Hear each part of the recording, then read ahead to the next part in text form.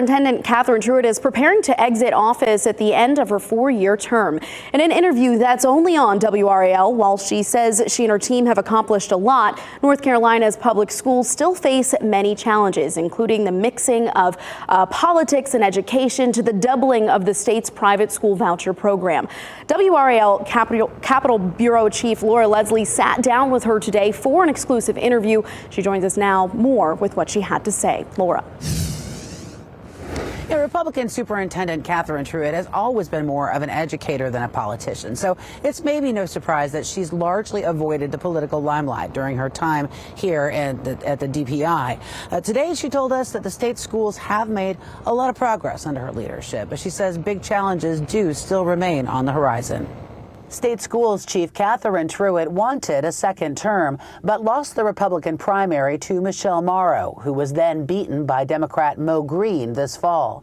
Truitt said she's sorry to have to leave the job, but acknowledged it's a difficult one. Education has become incredibly politicized on both sides of the aisle over the last 4 years. She used the example of banning books from school libraries, something she says has gone too far in some places. She's hoping cooler heads will prevail. The truth usually lies somewhere in the middle. Are there books that are inappropriate? Yes. Is the library full of them? And is this some, master plan to take down our teenagers? No. Truitt supports the expansion of the state's private school voucher program, even though it will mean less per pupil money going to public schools. But she also pushed for a new law requiring private schools that receive voucher money to give an annual standardized test chosen by the state. It was finally signed into law last year. But there's been a lot of pushback on that idea because there's been a lot of people who did not want to require, for example, religious schools to submit to government oversight. Then they don't have to take the voucher.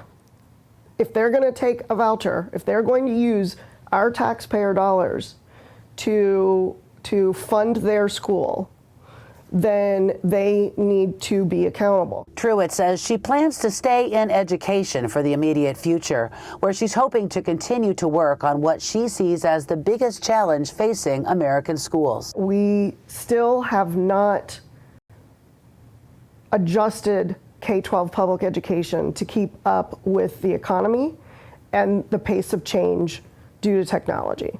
And those things mean, at the end of the day, that we're not preparing students for the post-secondary plans of their choice.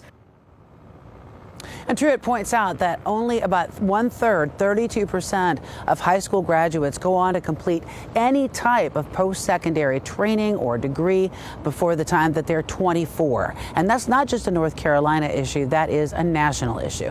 You can see this entire unedited raw interview online at WRAL.com, or you can catch it on our YouTube channel. Laura Leslie, WRAL News, live in Raleigh.